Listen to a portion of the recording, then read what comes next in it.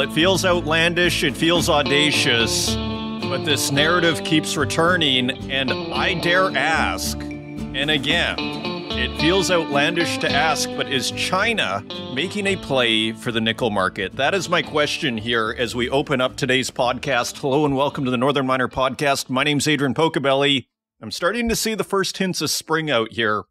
Maybe not so much in terms of temperature, but in terms of light. And that, my friends, is grounds for optimism in a year where many are not really seeing a lot of green shoots, so to speak, coming out geopolitically this year. So back to this story. Again, it feels audacious to ask such a question because the market is so big. Again, this isn't rare earths. This is nickel. However, this question keeps returning with this story here in the Financial Times, the FT this morning. Indonesia's flood of nickel sparks Darwinian battle for survival among miners. Subheadline, Western capitals fear closure of unviable mines will increase China's control of critical resource. So the only difference really between the subheadline and my opener here is the intentions of China. Did this all just accidentally happen? Or is this more, potentially calculated? I prefer understating things. So let's just imagine that this is unintentional. But again, just for the sake of arguing that it is, briefly, look at it from a strategic point of view. To a certain degree, if you're China, you have your opponents, the West, primarily America, focused on the South China Sea, Taiwan.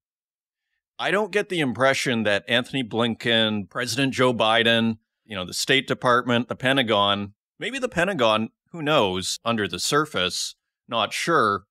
But my impression is that their focus is more on this Taiwan and the sea. They're not focused on nickel. So to play devil's advocate here, if you're China, it's kind of a beautiful situation. You've deflected the attention of your opponent onto this Taiwan issue and the South China Sea. Meanwhile, without it even looking intentional, grabbing hold of the nickel market. And that is what we're seeing here in the Financial Times here. And the big question, is this intended? Is it not? Maybe it doesn't even matter to a certain degree. And before we take a closer look at this article, let me just recall stories we saw last week. So last week, nickel miners were closing. We had about 4 or 5 stories, and we're going to get a refresh here in this FT story. So that is last week. And don't forget, for those regular listeners here, the week before, which it's easy to forget, there was the World Economic Forum, and there was the head, the president of the LME, took a Reuters reporter aside to say that the LME was thinking of getting pricing on its steel complex of metals from China. And to me, that kind of set off an alarm bells because I start going, if the pricing is done in China rather than in London, and don't forget the LME is owned by Hong Kong Exchanges and Clearing, if the pricing for metals such as nickel, potentially, I don't know how else to interpret that information. If you have different interpretations, do feel free to comment here on the YouTube, the SoundCloud, the Northern Miner website. We do monitor the comments here, and I'm more than happy to hear feedback on this. But when he talks about getting pricing from the steel complex of metals, one would assume nickel is in there. So I don't want to go too far. But what I do want to show is we have very clear, what I would call circumstantial evidence that this market is gravitating towards China in terms of pricing and in terms of the market itself, as we're seeing here with this synergistic relationship between Indonesia and China in terms of the production and processing of nickel. So let's take a closer look. This is Harry Dempsey in London, A. Anantha Lakshmi in Hong Kong, and Mercedes Ruel in Singapore. So 3 reporters on the story here. Indonesia is flooding the global nickel market with low-cost supplies, forcing rivals to shut unprofitable mines and sowing panic into Washington and Paris that the upheaval will give China more control over the strategic resource. We've been waving the flag on this for 2 weeks now. It is in the FT this morning. The country, the world's largest producer, expanded production by 30% last year to 1.9 million tons, even though global demand for the metal used in electric car batteries and stainless steel barely grew, according to investment bank Macquarie. Indonesia's aggressive push that has helped boost its market share to 55% last year, up from 16% in 2017. So 55% from 16% in 2017 of the market Indonesia has now. However, the increased output also contributed to a 43% fall in the global price of nickel in the past year.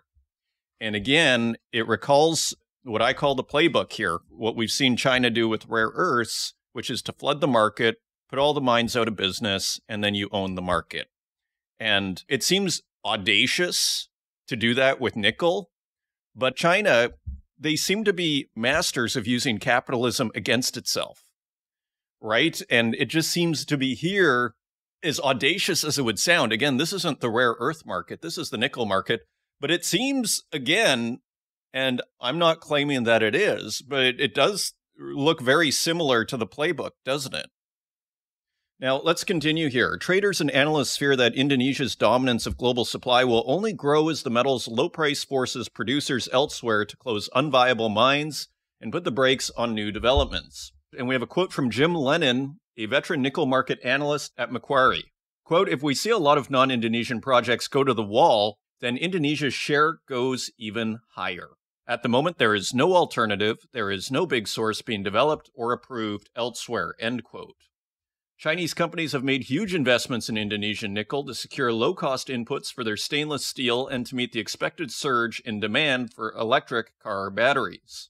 The supply of industrial metals such as copper, lead, and zinc is typically 0 to 2% above or below annual demand, but nickel supply was about 6 to 8% above last year's 3.2 million tons of consumption because of Indonesia's supply boom, said Lennon. However, consumer and industrial demand from China has waned. The tepid economic recovery from Beijing's long zero-COVID policy has curbed sales of electric vehicles. China has also been shifting to lower-cost batteries free of nickel and cobalt, meaning nickel demand last year was largely supported by the steel industry. The twin forces of increased supply and weaker demand has pushed the nickel price at the LME to about $16,500 a ton in the past year. Lennon estimated that current levels made more than half of global nickel production uneconomic. More than half of global nickel production was uneconomic last year. Nickel producers in Western Australia, one of the world's largest producing areas, have had a tough January. Billionaire Andrew Forrest said his group Wyloo Metals would shut its nickel mines there, and BHP warned that it was quote-unquote evaluating options around Nickel West. Australian miner IGO said it may write off the value of the Cosmos nickel mine it only acquired 18 months ago, and First Quantum will halt mining at its Ravensthorpe site for 2 years. The potential closure of unprofitable mines has set off alarm bells in Western capitals of an excessive concentration of supply in Indonesia, where the majority of mines, processing sites, and supply deals are controlled by Chinese groups. Chinese companies have also gained a technological edge in nickel processing and conversion technology, while also dominating global steelmaking and battery production, making it harder for potential buyers elsewhere to compete. Ashley Zumwalt Forbes, Deputy Director for Batteries and Critical Materials at the U.S. Department of Energy, wrote on social media that Indonesian and Chinese market dominance was a, quote, extreme threat, end quote, to national and international security, as well as the environment. Quote, "It's Darwinian today. People have to die," end quote, said one nickel trader. Quote, "Western governments need to either subsidize loss-making operations." It's not popular, but it's something, frankly, I've been basically advocating here for years, and nobody likes it. I don't like it. But at a certain point, are we just going to see another rare earth situation here if we don't get serious about supporting these mines? Nobody wants to see it. The miners don't want to see it. I don't want to see it. Probably most of you don't want to see the government getting involved in supporting mines. But this industry needs to ask itself, do they want these mines to survive? And can they afford to play with one hand tied behind their back against the Chinese? And I think the answer is no. So let me read this again. Quote, "Western governments need to either subsidize loss-making operations, incentivize new low-cost operations in Indonesia and other places, or depend on the Chinese. All of the governments are saying the last one is untenable, but haven't got their head around the first two," end quote. Australian Resources Minister Madeleine King called over the weekend for buyers to pay a premium for more sustainable nickel to level the playing field with Indonesia for its producers. And of course, this is something that Robert Friedland has brought up, again, probably a couple of years ago, this notion of there being, ESG copper, and that should be some sort of pricing relating to sustainable versus unsustainable nickel. In recent weeks, French government delegations have been visiting New Caledonia, once a globally important nickel production hub, as they grappled with how much support to extend the French Pacific Island territories. 3 large mine operators, after each of them vowed to stop putting cash into loss-making operations. So the French government is already starting to consider how much money to invest into these mines. A senior Indonesian nickel executive said that while margins were becoming thin for local producers, they were hopeful of surviving the downturn longer than competitors in other parts of the world because of their low cost. As a result, analysts said the nickel producers outside of Indonesia faced more pain. And we can't, assume either that Indonesia doesn't want to dominate the nickel market either. Of course, it's to their geopolitical and economic interest to dominate that market. And finally, here, Colin Hamilton at BMO in London, quote, "We haven't seen enough cuts yet to say we've hit a floor." So that is what's happening in the nickel market here. Again, you see where geopolitics is deeply, deeply intertwined with natural resources here. And it couldn't be more clear here as, Western capitals, quote unquote, panic over this excessive concentration of nickel within, China and Indonesia.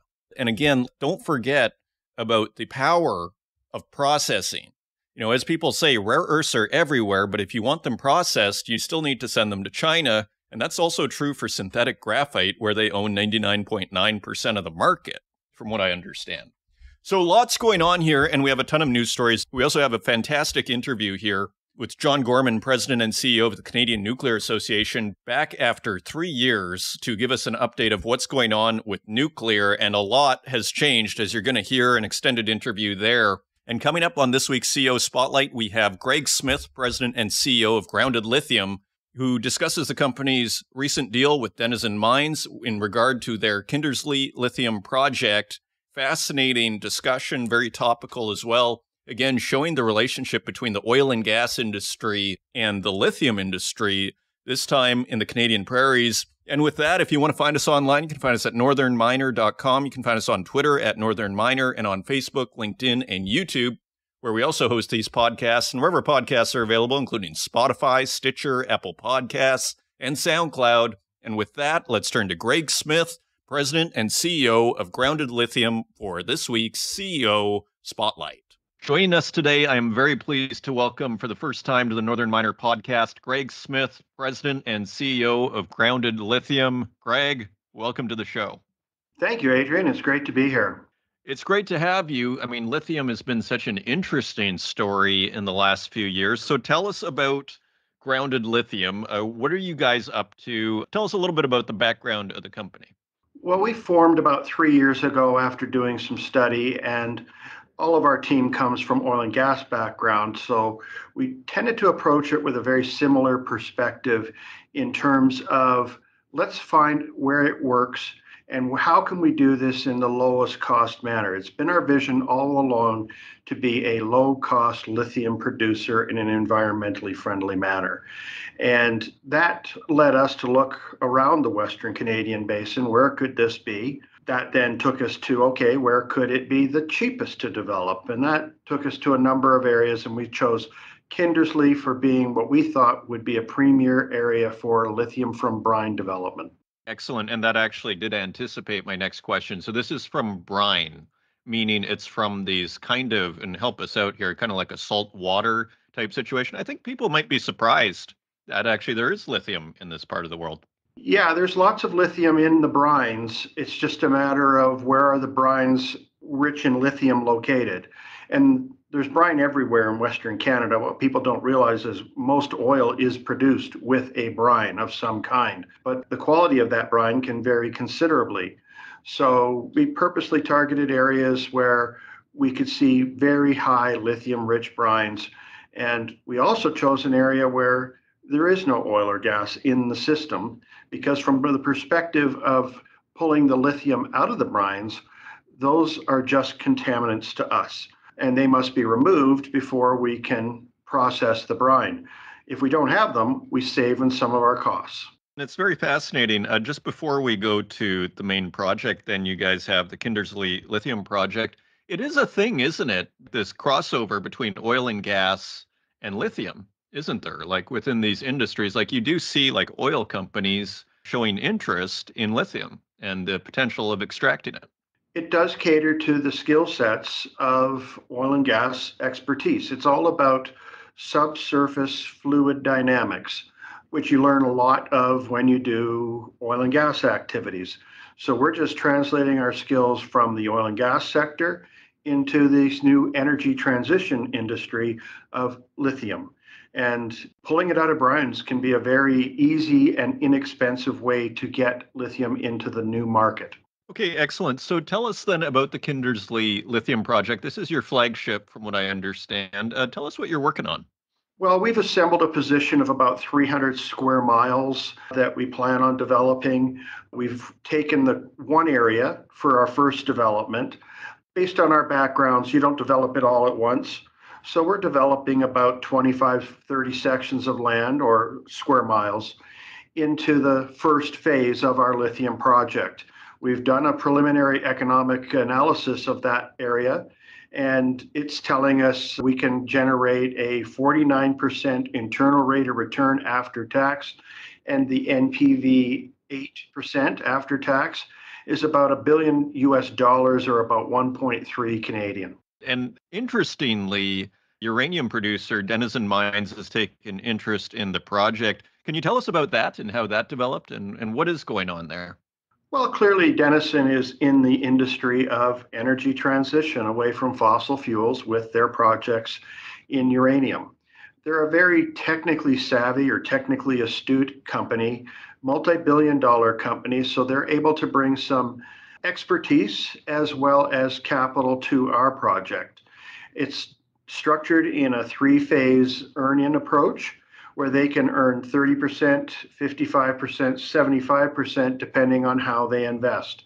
So if they invested in the entire project of those three phases, they would have invested a total of $15.2 million, 3.2 million directly to us, and another 12 million in terms of project expenditures. That's how they're coming into this. But we're really looking forward to working with them because they're doing some very unique and technically challenging new projects in uranium where they're doing in situ extraction. And that does have some similarities to extracting lithium from the brines as well. Interesting. So, in a sense, they not only might be interested in the lithium that you have, but perhaps even a little bit the expertise. Yes, I think we can benefit from each other's expertise, to be frank. But certainly, we've been working on this for a while in terms of how do we develop it. We've drilled our first well, and it's a good source of brine for us. We've taken that brine from that well and sent it to different technology firms that can extract the lithium from the brine. So we continue to work with various lithium extraction technologies to find which one's going to be the best. And it's kind of this interesting world where there's more technology companies out there for lithium extraction than there are brine companies needing their services. Fascinating. Just tell us a little bit. How much is Denison investing? Like, what is the nature of this deal? What's the structure here? Well, there's three phases. So they've already paid us for the first phase directly into our accounts. And now we're going to establish a project expenditures account that we will manage, and they will spend 2.2 million in phase one. Phase two is the opportunity for them to invest some more money into us and additional 3.4 million into that project phase. And that should see us having put in place the pilot. We can then start to then take it to the next phase, which is brings in more money to us and another 6 million into the project expenditures, so that they are now helping us build the feasibility studies, which takes us closer to commercial production. So then what do you think is there? Like, what do you envision this project turning into with the results that you've developed so far? With what we've done so far and the preliminary economic assessment we've done of our property, the first phase alone, and there's at least four, maybe five phases that we would see ourselves developing through time. But we'd like to see that first phase develop quickly to meet the demand that's going to be coming at us in that 2027 to 2030 range, where the demand for electric vehicles is going to cause the lithium demand to spike upwards. So we want to be a part of meeting that demand. And if we build our project, we'll drill about 25 wells. We'll build a facility. We'll have pipelines pulling that brine into the facility through a very, very safe pipeline system. But it's never had any leaks whatsoever. So we're thinking about doing this in a very top-notch way. And in the Kindersley area, we'd probably have about 45 staff helping run the project and document all the outcomes as it's progressing. Okay, excellent. So you're saying that you had finished the PEA, the preliminary economic assessment. So what are investors then, as they pay attention to this, and if they're interested in maybe taking advantage of the lower lithium prices right now, what do you have coming up in the next, say, I don't know, 6 months to 2 years? Like, what's next on your roadmap? Well, I think there's a bunch of work that we can do in terms of updating the preliminary economic assessment with other phases, as well as the most important thing for us is the pilot, because the pilot will help us demonstrate what can be done with the brines out of this area. And it gives us the data that we need to build the next stages to do the feasibility studies. We'll need more data for costing for the feasibility studies. Perfect. And when you say the pilot, what exactly do you mean? Like the test run? What do you mean by the pilot? We would have a small facility on site that's processing probably about 6 cubic meters to 9 cubic meters a day of brine and turning that into a more concentrated solution without as much of the other ions. It would then be able to proceed into what's called the refining stage, where they take that highly concentrated solution and turn that into the battery grade products of either lithium carbonate or lithium hydroxide. That's our plan. As we're wrapping up, then, Greg, what is your message for investors as they listen to this story? What is the opportunity here from your perspective? The opportunity for us is we're avoiding a lot of shareholder dilution with this strategic investment from Denison Mines. Yes, we're giving up some of the upside, but this is really doing a lot of the heavy lifting. We're still very intimately involved with the project, and Denison, or the project expenditure account, will be paying us to implement the pilot and all these subsequent phases. So we're doing the heavy lifting in partnership with Denison, and they're helping pay the bills, which is important in this challenging times within the markets for any junior company, especially anyone in lithium. Gregg Smith, President and CEO of Grounded Lithium, thank you for joining us on this week's CEO Spotlight. Thanks, Adrian. Great to be here. Thanks again to Grounded Lithium for sponsoring this week's episode. Turning to the website, we have a tragedy here. We have a couple of tragedies, in fact. Mali, there was a mine collapse. This is Bloomberg News via mining.com. Mali continues search for bodies in collapsed illegal gold mine. And just a short story here. Mali continued the search Wednesday for casualties from a collapsed illegal gold mine where more than 80 dead bodies have been recovered.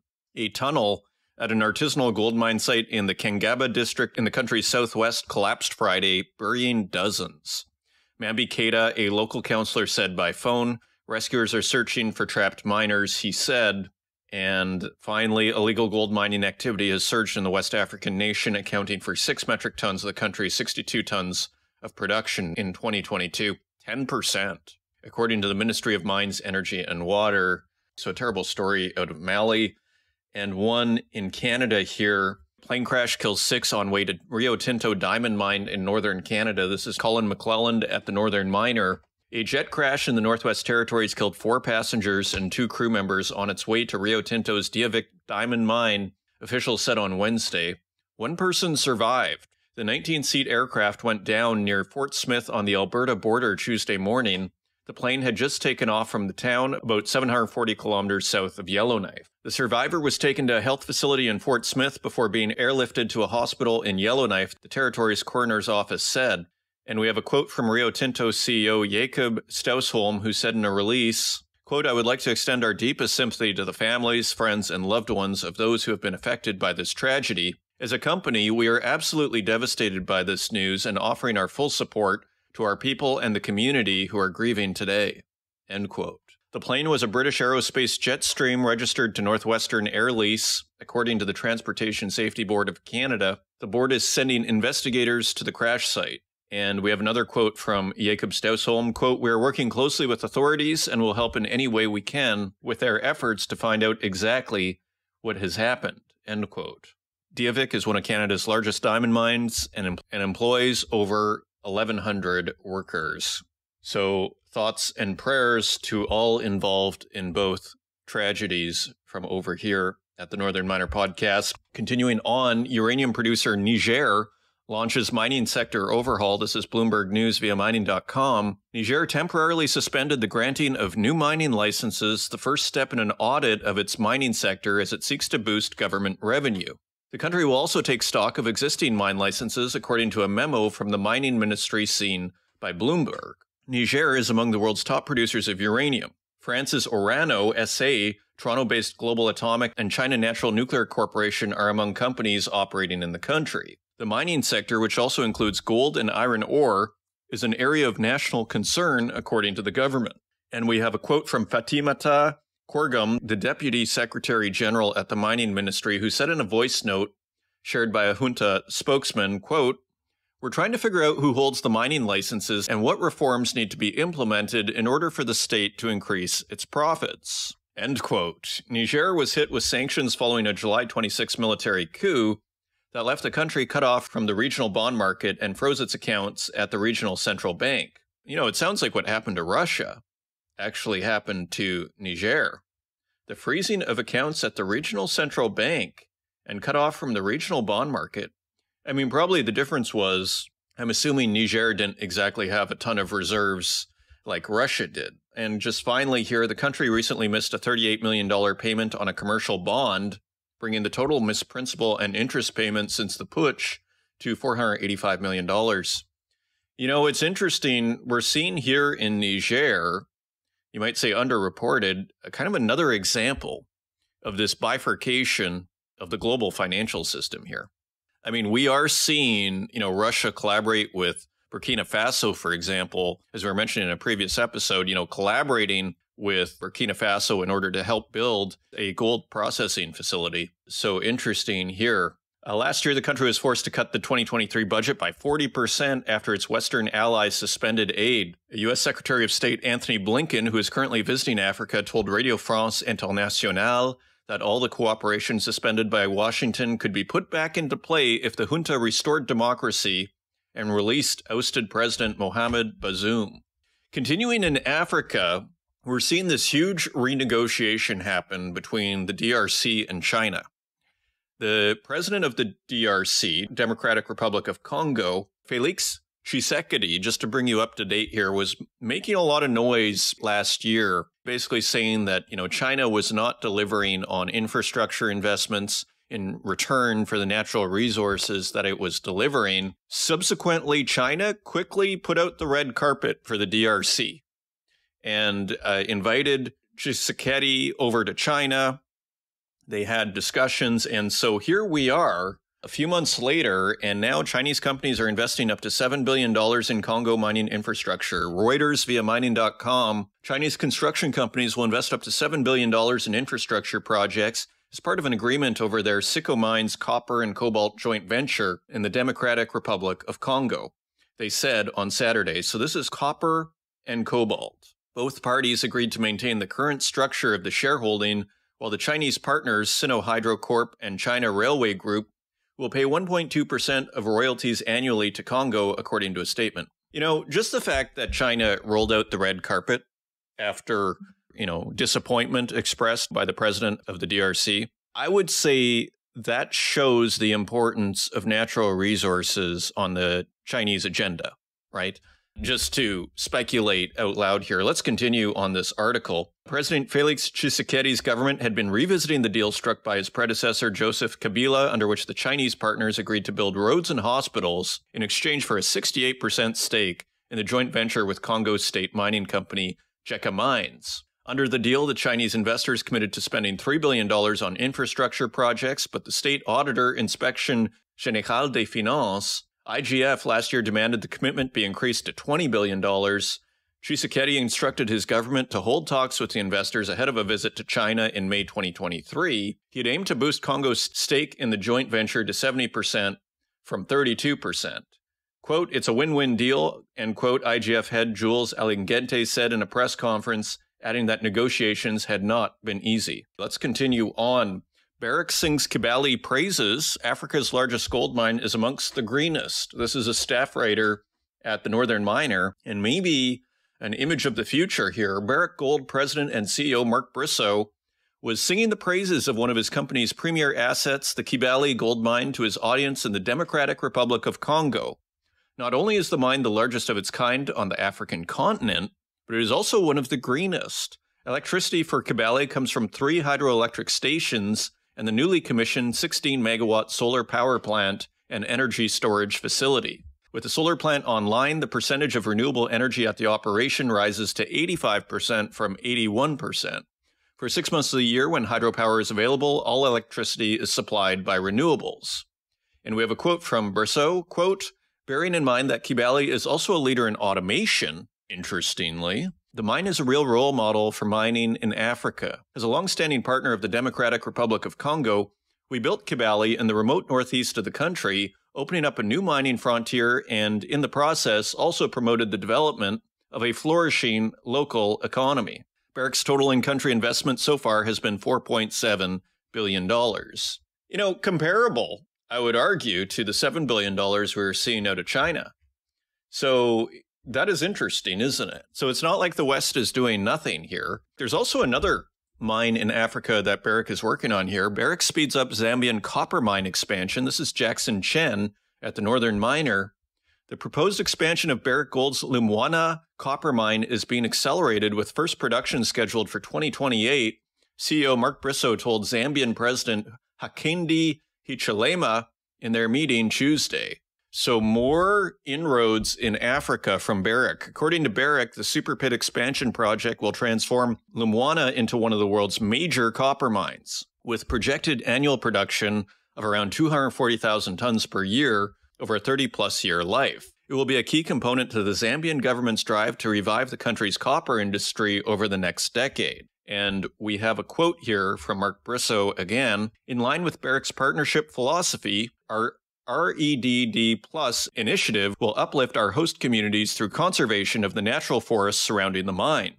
Resources have already been allocated and engagement with communities is underway." You know, it comes up in the interview with John Gorman coming up, how John was saying, you know, the nuclear industry, in order to deal with nuclear waste, it actually pays up front the costs that will be associated with nuclear waste.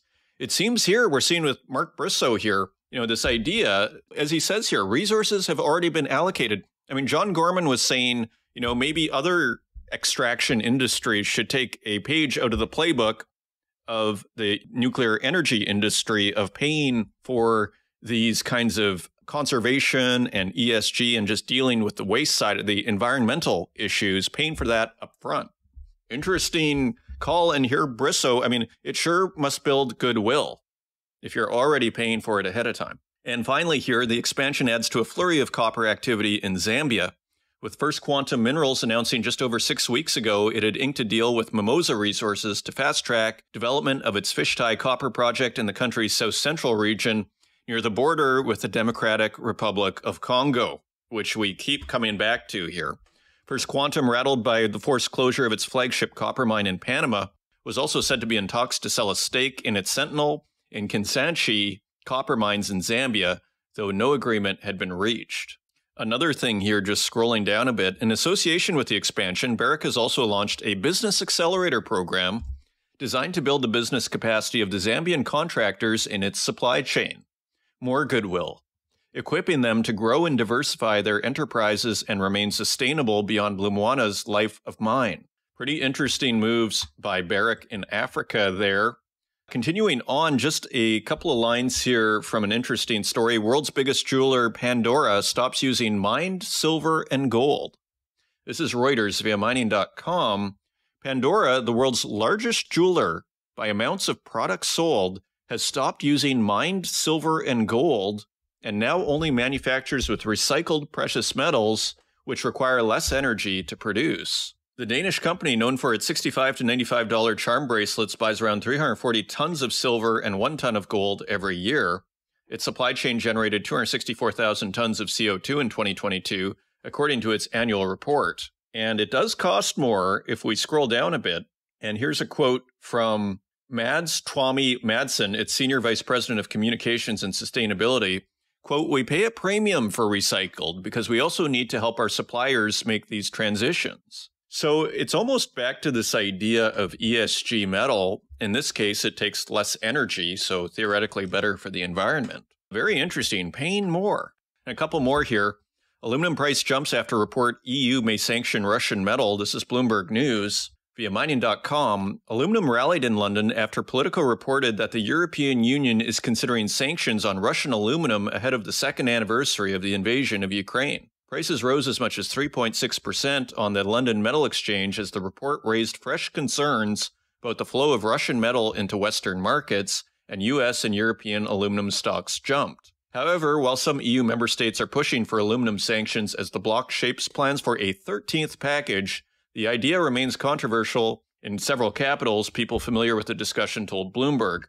Any sanctions would require unanimous support of the EU's 27 members.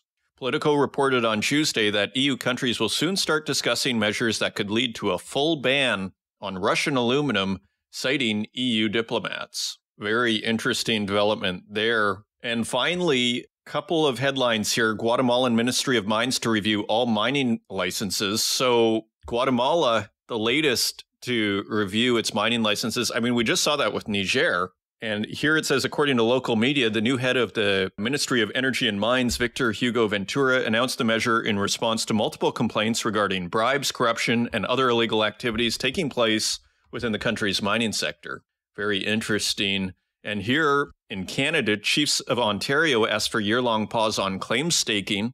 This is Amanda Stutt for the Northern Miner. The Chiefs of Ontario are urging the province to call a 365-day moratorium on the Mining Lands Administration System beginning on January 24th. The move follows an exponential rise in the number of mining claims being staked over the past year on First Nation territories, some as high as 30%, the highest annual number of mining claims staked in Ontario over the last 6 years, according to the Chiefs. The organization said the increase in claims leads to a quote-unquote insurmountable administrative burden for First Nations communities responsible for reviewing and responding to the mining claims. A resolution calling for a pause was passed at the Chiefs' Assembly in the fall. And we have a quote from Ontario Regional Chief Glenn Hare, who said in a statement, quote, "Mining claim staking continues to grow at a pace that far outstrips the ability for First Nations to respond and directly impacts our inherent treaty and constitutionally protected rights." Very interesting development there. And we're going to return to this issue in a future episode with the new president of the AME, likely in February. Those are your news stories. Now, let's take a look at metal prices.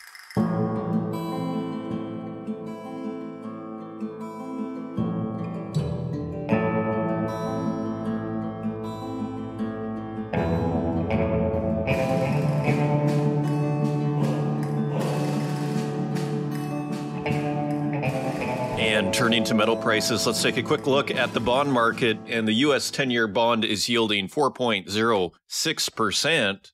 That is 0.06% lower than last week. So still above 4% there on the U.S. 10-year, but coming down slightly. The UK 10-year gilt is yielding 3.87%, and that is 0.08% lower than last week. And the Italy 10-year bond is also lower at 3.76%. That is down 0.11%. Turning to precious metals, gold is at $2,037 even per ounce. That is $8 higher than last week. Silver is also higher at $23.29 per ounce. That is 81 cents higher than last week. Platinum is at $925.65 per ounce. That is $31 higher than last week. And palladium is at $974.78 per ounce.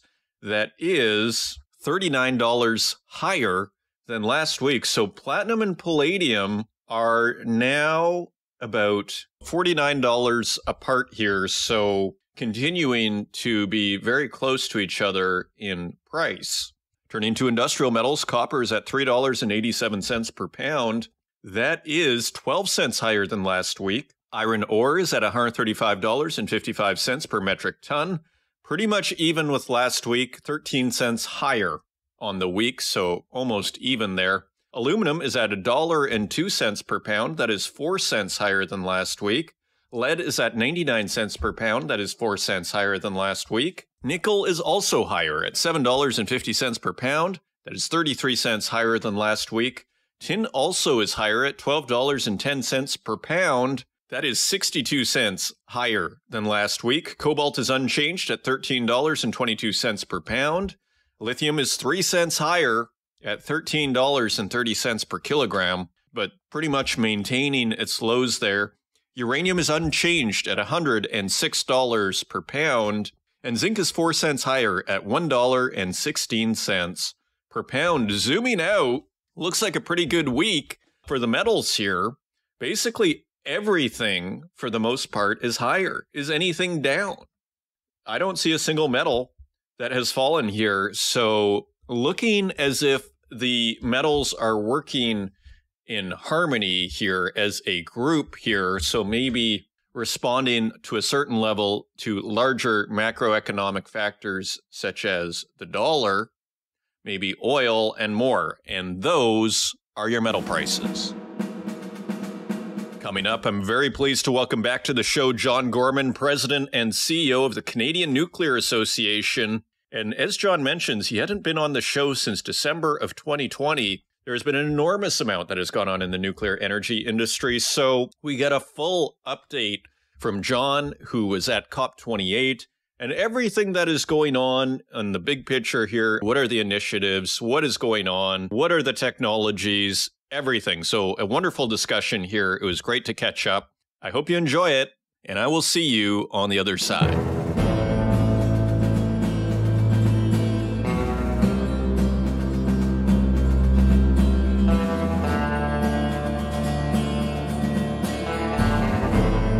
Joining us today, I'm very pleased to welcome back to the Northern Miner podcast after a few years here, John Gorman, President and CEO of the Canadian Nuclear Association. John, welcome back. Hello, Adrian. I'm delighted to be back. And I can't believe, I think the last time we spoke was December 2020. I can't believe that much time has passed and a lot has changed, as you suggest. Well, what a weird time that was, hey, 2020. I mean, you think, first of all, it's been a while, and then you just think of where we all were, psychologically there in the middle of a pandemic. So, yeah, and so the years passed. Well, bring us up to date then, John. Tell us, so much must have changed. Bring us up to date here. What's new in nuclear since we last talked?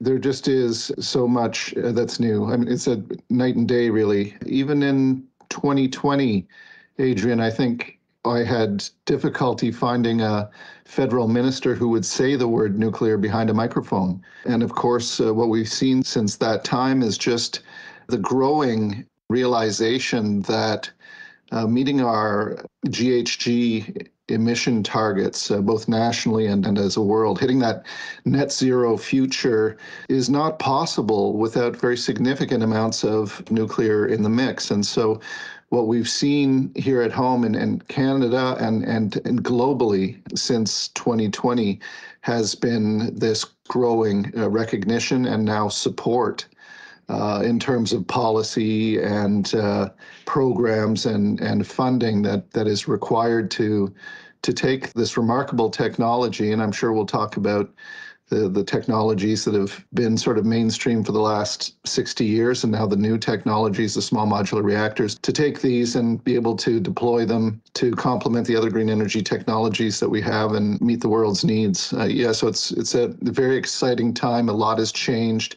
And, Budget 2023 was really the pivotal moment for nuclear here in Canada in terms of switching from trying to seek that recognition and support to now just needing to get things done and the industry going all out to serve Canadians and hopefully bring Canadian nuclear to the rest of the world. Well, it does have that expertise in Ontario, doesn't it? It never really stopped. Speaking of how the conversation has shifted, for me, it was when I saw that headline in the background of COP28. I think it said tripling nuclear energy by 2050. And at that point, it kind of just, the alarm went off in my head. And it seemed to me as if this long PR battle that had been waged by the likes of Cameco, I'd say quite effectively, that uranium is the solution to the environment, not the opposite. That this campaign had finally broken through, and that the political establishment, for lack of a better term, was ready to embrace in a very real way nuclear energy. And it sounds to me, from what you're saying about Budget 2023, that the dollars and cents have been kind of allocated, so to speak. They have been. What we saw in Budget 2023 here in Canada was nuclear's inclusion in the suite of clean technologies that are being supported by policies and programs and investment tax credits here in Canada. So it was fully embraced. Some of the technologies that come to mind more quickly, right, whether it's wind or solar or water power. So nuclear is right up there, and Canada has really great resources in all of those areas. But I would argue that nuclear is a real source of Canadian pride and expertise. Adrian, you mentioned, COP28. I got to tell you, I'm still astounded. I've been with the Nuclear Association for 5 years now, and we have quite an active international program, and we collaborate and coordinate our activities not only with Canadian industry, but with our Canadian government. And Canada is without a doubt a shining star on the world stage in terms of other nations looking to us for excellence in practice and leading certainly the allied world in terms of how we're developing and deploying and refurbishing nuclear, the work that we're doing with medical isotopes, the incredible uranium supply that we bring to the rest of the world, et cetera. It's incredible. And so when we were at COP28 this past November, it was such an exhilarating and satisfying experience, really, to join an audience that was watching 22 leaders from nations around the world who committed to tripling global nuclear by 2050. And of course, Canada was one of those signatories. And we went from there immediately onto a stage with about 150 corporations, major corporations from around the world that have pledged to helping make that goal of tripling nuclear by 2050 a reality. So you bring this together, the momentum that we saw growing from 2020 when you and I last spoke through Budget 2023 here in Canada, when we got that full recognition and support, and then coming out of COP28 and seeing that nations around the world had committed to this same trajectory of tripling global nuclear. And you really get the sense that now the industry and policymakers have shifted from, just trying to get the programming right to actually needing to get things done. And that's where we are now, where we need to get things done. And the industry, government is very focused on that, both at home and many nations around the world now. Yeah, and that's exactly what I'm kind of curious about in my next question, which is, what does it mean? I mean, we hear all these statements from political leaders. In a sense, there's finally been this embracing of nuclear energy. So when we have, Budget 2023, when we have COP28, in a practical sense, what does it mean? Are they going to build nuclear reactors? I guess it's a multi-pronged plan. Do you know, in terms of just the pragmatics of this, what does it actually mean? Well, what it means is a world that needs to focus on getting things done, as I suggested. And there are, I would say, about 7 potential bottlenecks or roadblocks that could stop us from tripling the amount of nuclear we have globally right now. And Adrian, some of those bottlenecks, they are shared by all infrastructure sectors or energy sectors, clean energy sectors. They're things like availability of financing. They are things like workforce, human talent, the availability of people. How are we going to go through this energy transition where we are doubling or tripling the amount of energy generation that we have as a world? Are we going to have enough people to do it? I mean, it applies to nuclear. We need nuclear engineers, and we need, the highest skilled labor in the world, frankly, for the nuclear sector. Are we going to have enough of those people? Supply chain related issues, et cetera. So there are a number of these things that we have to tackle as we're trying to get things done. And in the case of nuclear, we also have some things that are specific to our sector. And those might include the nuclear fuel cycle, making sure that we've got an ecosystem so that we have the traditional, conventional types of fuel as well as the new types of fuel that are needed for some of the new small modular reactors, for example.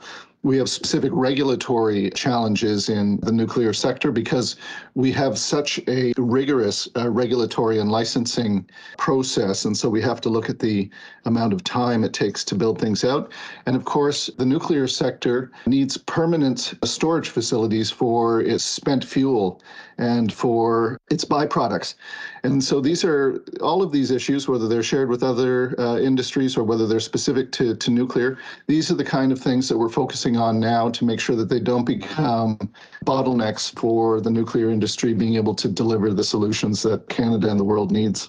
Okay, but just in terms of, say, like, is there, I guess another way of framing it is, like, is there a sense that, say, okay, in Canada, we need, 7 nuclear reactors by 2040, and we're going to put 1 in BC, like, or are we not really even at that stage yet? Like, is it still more, as you're saying, these bottlenecks, the supply chain issues?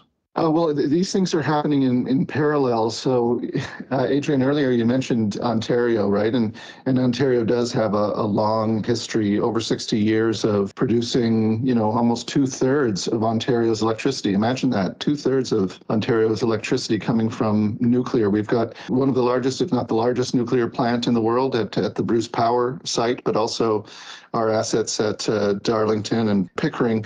But, New Brunswick has also been with us for decades.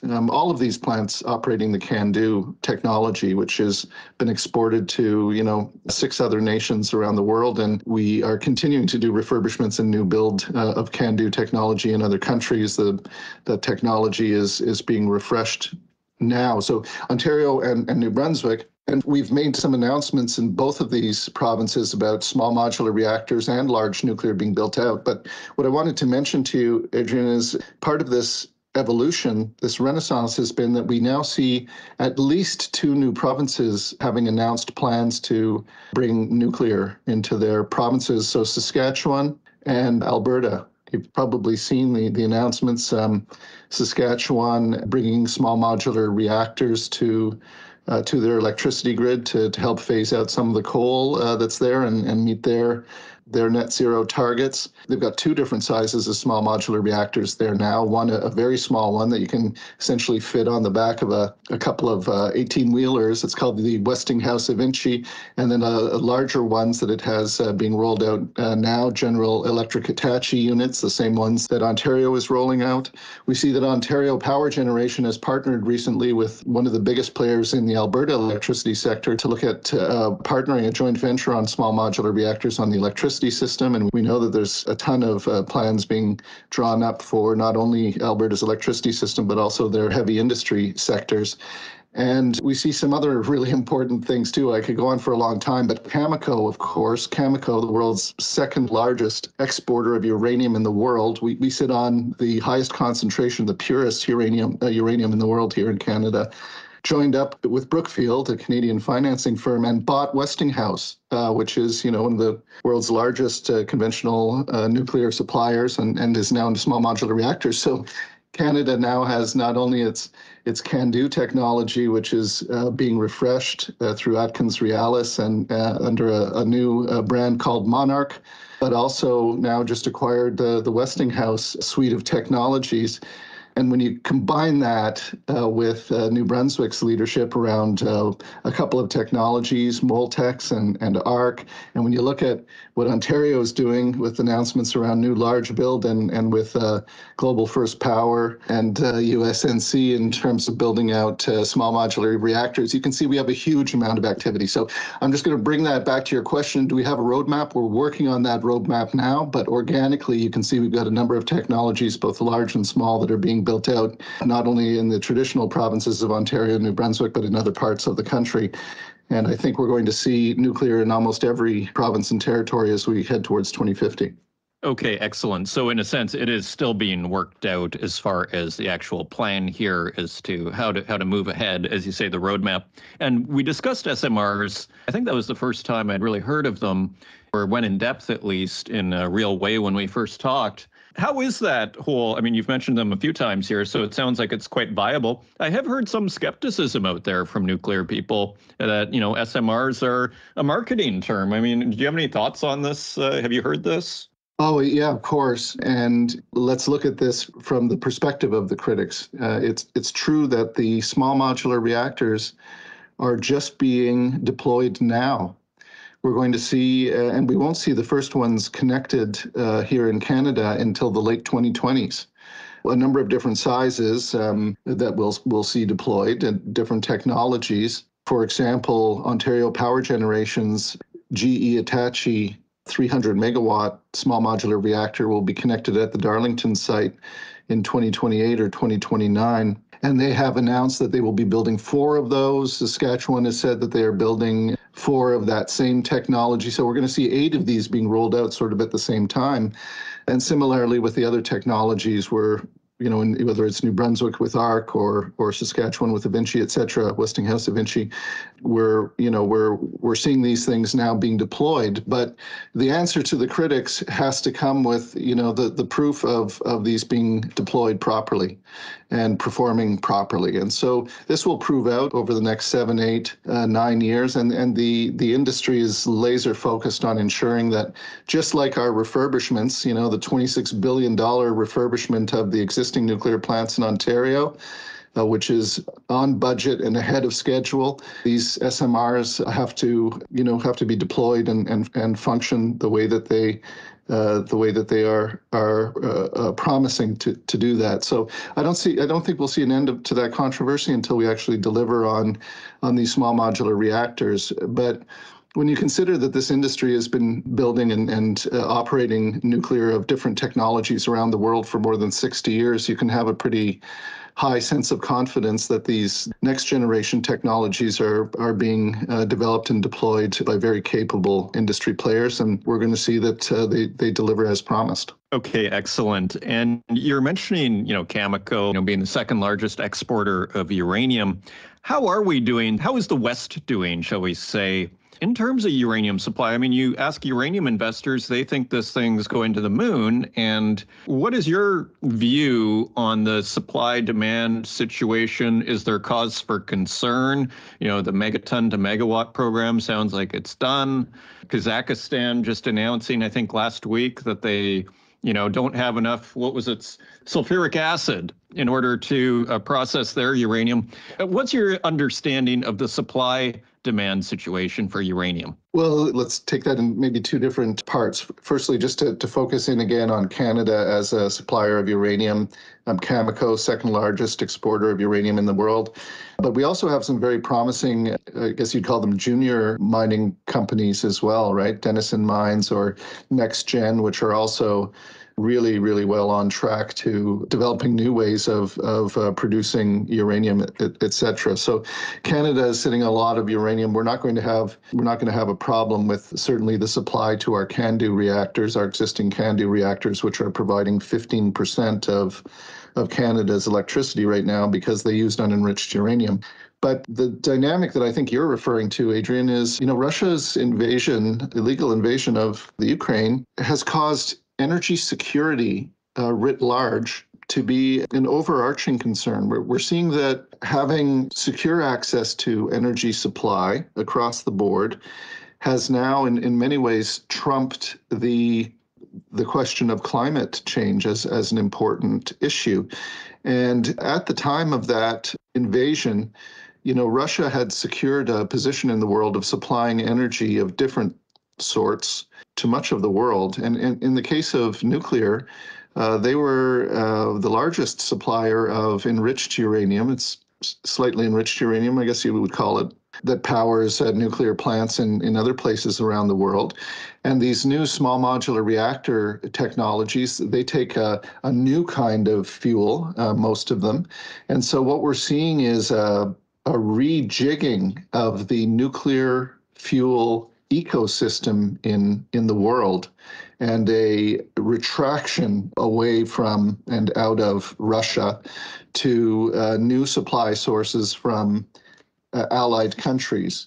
There's a word for it. It's called the Sapporo 5 countries, because of a recent agreement that was signed in Sapporo, Japan, between UK, Canada, France, Japan, and the US, whereby we are collaborating to ensure that we have all of the fuel that we need of the different types that we need.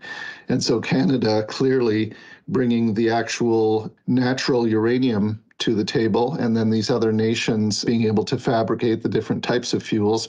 Maybe Canada will fabricate fuels in the future in terms of the new types of fuels that are required, but that will be a longer development cycle. And so right now we're doing what we do really well, which is bring that natural uranium to the table. But yeah, the short answer is, just as we're seeing a restructuring of energy systems around the world to try to meet energy security needs, we're doing the same thing with restructuring the fuel supply. And the indications are that we're well on track to be able to supply all of the plants that we need to meet this aggressive future of doubling or tripling the amount of electricity we have worldwide. And just as far as the nuclear waste issue, I mean, this is still probably, from the person on the street, one of the most common concerns you're going to hear with nuclear energy is, but what about the nuclear waste? And I don't really have a good answer, but it's because I don't really know. So I'm asking you, what is the situation with nuclear waste? It seemed like it used to be a big issue. Is it still a big issue? Have we solved this issue? I think the good news is that we're making progress at solving the issue. It is certainly still an issue in the minds of stakeholders who don't understand how the nuclear industry deals with spent fuel and byproducts and waste of all types. So maybe I'll break it down that way for you, starting with this misunderstanding around waste. The nuclear industry does not have a waste problem. It has a waste solution. And I really mean that, Adrian. It's the biggest sticking point, the thing that we try to communicate as loudly and as often as we can. Here in Canada, we've been managing spent fuel and byproducts and waste from the entire nuclear ecosystem for more than 60 years. Nobody has ever been harmed, let alone killed by nuclear waste. And there's a reason for that. It's very straightforward to manage. But the fact is that we need a permanent disposal site for the spent fuel. And we are making a lot of progress there. The Nuclear Waste Management Organization is down to 2 communities, one of which will host the deep geological repository where the waste will be stored going forward. And then just a couple of weeks ago, or a small number of weeks ago, we saw that a different type of waste facility, the near surface disposal facility at Canadian Nuclear Laboratories, was approved. And so that will take care of some of the lower level byproducts that come from the nuclear sector. So we're making progress. And I think the point there is that we need the permanent storage solution, not only to permanently store the relatively small amount of spent fuel and other types of waste that we've produced, but because we're going to be building more nuclear, we need that permanent storage facility. The other part of the answer here is just, the nuclear industry prepays for the safe and permanent storage. We know where every particle of spent fuel and byproduct and waste is from our industry. It's managed properly. We send no emissions into the air. And as I said, it's a very straightforward byproduct to handle.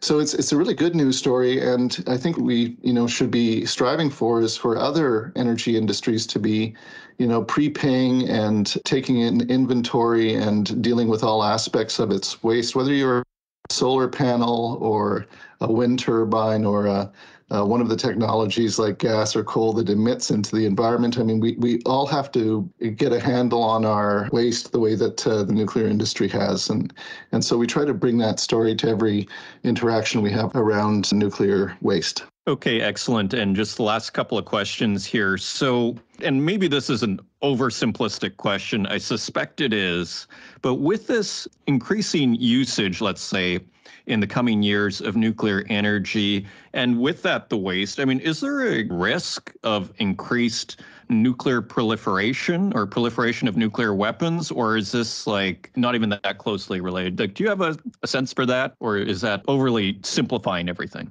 Well, yeah, I think there's danger in oversimplification around important issues, but there is no connection between how we operate our civil nuclear plants and nuclear proliferation for all sorts of reasons. There's the enrichment that you use for any sort of technology for civil nuclear for producing high temperature heat or electricity is so much lower than anything that's needed for weapons that it's just a completely different category of fuel. And so people often sort of conflate these two somehow, but they're really very different. And as you pointed out earlier, Adrian, this megatons to megawatts has been an enormous success. This is the sort of irony of it, is that civil nuclear has been responsible for essentially disarming the existing nuclear warheads and turning, basically unenriching or lowering the enrichment of those nuclear warhead fuels into fuels that is actually being burned in nuclear plants around the world. So it's just another example of the stigma and the misinformation and things that we need to work through, as a world, as we strive to understand the facts and be able to meet the challenges of decarbonizing the world and maintaining energy security. Excellent. Well, that's why we're so pleased to have you on, John. And just one or two very quick questions here. So just on the international front, are you worried about France at all? I mean, it seemed like they were getting a lot of, and again, maybe I'm oversimplifying, but I mean, I think I was looking on Google, 62% of their energy coming from nuclear. All of a sudden, uranium's $100 a pound, and their Niger, where it seemed like they were getting a lot of their uranium. Maybe I'm over assuming things. That's off the table. What do you think of, France? Do you have any thoughts on where France is right now? I mean, I do have a sense of where France is. France, France, yeah, they get more than 2/3 of their electricity from nuclear. They have for decades. They've got I think one of the lowest cost, if not the lowest cost of electricity in the European Union. And they've announced very aggressive plans to, I think as President Macron said, to reclaim the nuclear mantle, and be the world leader in nuclear once again. But this is such a fascinating industry, Adrian, and it's real collaboration and coordination that is going on between countries now, and whether it's the fuel cycle that we spoke about, the fuel ecosystem with U.S., Canada, France, Japan, and the UK. Or whether it's collaborating on many different other aspects of nuclear to sort of have a form of co-opetition in terms of how we develop and deploy nuclear, because we haven't done it at scale for quite a long time, right? It's been a few decades since we really built out at the scale that we need to build out now. We've done it before. That rapid buildup of nuclear around the world in the 70s shows that we can, as a world, do this at the speed and scale that's required. But we haven't done it for quite a while. And to ensure that you're achieving the sort of cost efficiencies that you need, you need to keep repeating, right? So lather, rinse, repeat. And that's the sort of effort that we're seeing now between nations, looking at how we're going to be able to collaborate and achieve that together. And I think that we will. So there's, as I said, Canada is the nation that's being watched by everybody because we are doing everything right, from refurbishments to the announcement of new large nuclear to the rollout of different scales and types of small modular reactor technologies. And we're actually doing it. And that's in addition to our medical isotope business. But the other nations are, equally just trying to work together so that we can make that full contribution to deliver to our full potential. And so we don't really see these other nations as being competitive threats, but more of that sort of co-opetition that I referred to. Okay, excellent. And my final question for you here is kind of a two-sided here in the sense that basically, how do you see this playing out? And if you can kind of fold China into that, because China seems to have, I don't want to go too far on this question here, but even India, China seems to have a major rollout going on here from all kind of, reports that you hear. How do you see on a global level, how do you see this kind of nuclear rollout playing out? And if you can kind of speak about China a little bit within that context. Mm-hmm. You're so aware of this in your sector, right, Adrian? The mining, I'm thinking about critical minerals and things now. And I would count uranium as a critical mineral. It's the critical minerals are almost the new fuel of energy for the future. And we see that China in particular, has been positioning itself now for just over 2 decades to be, a leader in the clean energy transition space.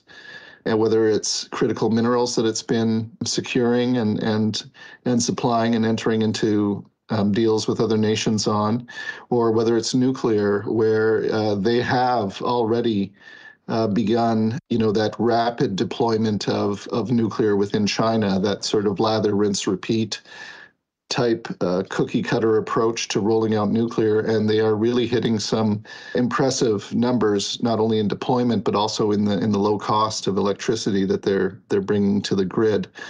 So it reminds me of the question you asked just before this, which is what are other nations doing? Do we see France, for example, as a competitive threat? It's actually the opposite. We see these allied or Western countries like the ones I mentioned making a concerted effort to collaborate to be not only supplying their own nations with nuclear, but helping other nations as well. And so there is a bit of a race on to, in not just nuclear, but other clean energy and infrastructure spaces to become the more dominant players in helping other nations. And that's why we saw such an aggressive move, of course, by the United States with the introduction of the IRA and their Infrastructure Act and chips and other things that they've been doing, clearly signaling that they want to be the clean energy power of the future. And so Canada is really holding its own on the nuclear aspect of that. But to your question, as things play out in the future, we are going to see competition, especially between China and some of these Western countries to be the preeminent supplier of clean energy through this transition. So it's very fascinating geopolitical space. Indeed. John Gorman, President and CEO of the Canadian Nuclear Association, thank you for joining us once again on the Northern Miner podcast. It's been a real pleasure, Adrian. Thank you.